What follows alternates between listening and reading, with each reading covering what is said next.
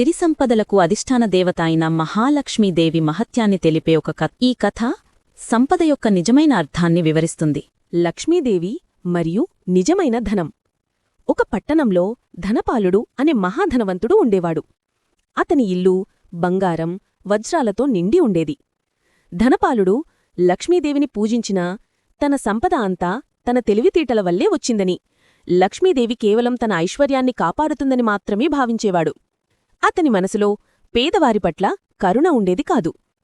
అదే పట్టణంలో చిన్నయ్య అనే పేద రైతు ఉండేవాడు. అతను చాలా కష్టపడి పనిచేసేవాడు. కాని తన సంపాదించిన కొద్దిపాటి ధనాన్ని కూడా నిస్వార్థంగా నలుగురికి పంచేవాడు. అతను లక్ష్మీదేవిని పూజించేటప్పుడు కేవలం తన పొలంలో పండిన కొత్త ధాన్యాన్ని మాత్రమే భక్తితో నివేదించేవాడు. లక్ష్మీదేవి సందేశం. ఒకరోజు ధనపాలుడు ఎంతో అహంకారంతో ఖరీదైన పూజ చేస్తుండగా లక్ష్మీదేవి అతని కళ్ళలో కనిపించింది. ధనపాలా, నీ ఇంట్లో నుండి నేను వెళ్ళిపోవాలి అనుకుంటున్నాను అని చెప్పింది. ధనపాలుడు నవ్వుతూ, అమ్మా, నువ్వేంటి వెళ్ళిపోవడం? నా ఇల్లు నా సంపద ఎంత గొప్పదో చూడు. నువ్వు ఇలాంటి గొప్పచోటును వదిలి ఎక్కడికి వెళతావు? ఈ ప్రపంచంలో నాకంటే ఎక్కువ బంగారం వైభవం ఎవరికీ లేదు అన్నాడు. అప్పుడు లక్ష్మీదేవి చిరునవ్వుతో ఇలా చెప్పింది, సంపదకు నేను అధిష్టానదేవతనే కావచ్చు, కాని నా నిజమైన నివాసం బంగారం ఉండచోట కాదు. ఎక్కడైతే పరిశుభ్రత, కష్టపడే గుణం మరియు 10 మందికి పంచిపెట్టే స్వచ్ఛమైన మనసు ఉంటుందో అదే నా ఇల్లు.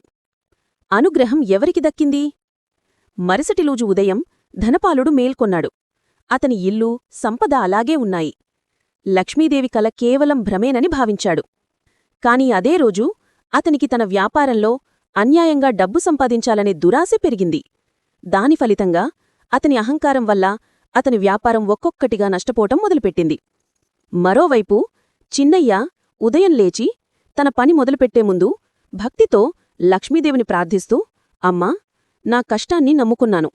ఈ కష్టం వల్ల వచ్చిన ధనాన్ని పేదవారికి పంచే గొప్ప మనసును, అవకాశాన్ని ప్రసాదించు అని కోరాడు.